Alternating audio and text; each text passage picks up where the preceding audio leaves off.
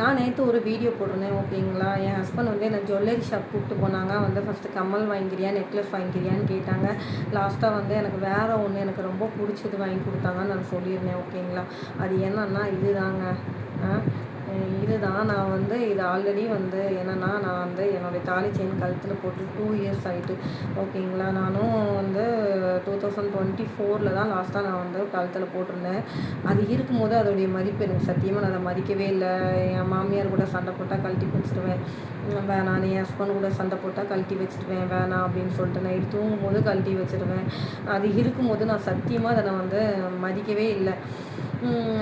ஏன்னா அப்போது வந்து அது என்கிட்ட இருக்கிறதால வந்து அதோடைய வேல்யூ எனக்கு தெரியலை. பட் வந்து ஒரு சிச்சுவேஷன் ஓகேங்களா, அது வந்து என்னை விட்டு போகிற நிலமை வந்துருச்சு. அதுக்கப்புறம் வந்து நான் நார்மலாக ஒரு செயின் தான் போட்டிருந்தேன் அப்படின்னு சொல்லி வச்சுக்கோங்க.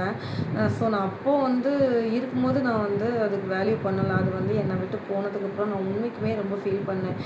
யாராவது கழுத்தில் போட்டிருந்தாங்கன்னு வச்சுக்கோங்களேன், சரி நம்மளும் போட்டிருந்தோம், நம்மகிட்ட இல்லையே, இருக்கும்போது மதிக்கலை, இல்லாதப்போ வந்து வேணும்னு நினைக்கிறோமே அப்படின்னு சொல்லி தான் நான் ரொம்ப ஃபீல் பண்ணேன். அப்புறம் வந்து என் ஹஸ்பண்ட் வந்து கடவுள் கிருபையால் வந்து 2 இயர்ஸ்க்கு அப்புறம் வந்து சின்னதோ பெருசோ அதில் வந்து இது இல்லைங்க, சந்தோஷம் இல்லை ஓகேங்களா.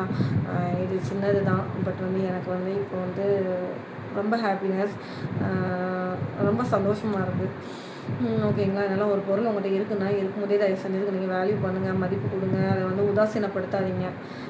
அப்புறம் வந்து அது நம்மகிட்ட இல்லாதப்போ வந்து ஐயோ நம்மகிட்ட இருக்கும்போது நம்ம மதிக்கலையே, இல்லாதப்போ வந்து நம்ம வந்து அதை தேடுறோமே அப்படின்னு சொல்கிறது ஒரு சூழ்நிலை வந்துடும் ஓகேங்களா. அந்த சூழ்நிலையை தயவு செஞ்சு நீங்கள் உருவாக்கிக்காதீங்க. இருக்கும்போதே வந்து மதிக்க கற்றுக்கோங்க ப்ளீஸ்.